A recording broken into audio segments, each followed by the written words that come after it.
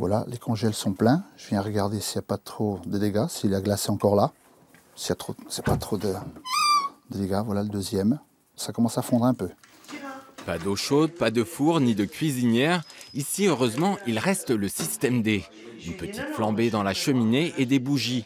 Sans électricité depuis hier matin, 10h40, Antonio et sa femme commencent pourtant à trouver le temps long et espèrent que le gestionnaire du réseau rétablira le courant au plus vite. En colère, oui, qu'est-ce que vous voulez faire? Bon, il y a eu la tempête, hein. C'est pas non plus de leur faute, hein. Il y a eu la tempête, voilà. Et je pense qu'ils essaient de faire au mieux, hein, mais forcément qu'après on commence à trouver ça long, ce qui est normal, quoi. Les équipes d'Enedis sont pourtant bien sur le pied de guerre. Depuis l'arrivée de la tempête Eleanor, 200 techniciens sont mobilisés sur la région, comme ici à Eibar, où ils intervenaient la nuit dernière sur la rupture d'une ligne de 20 000 volts.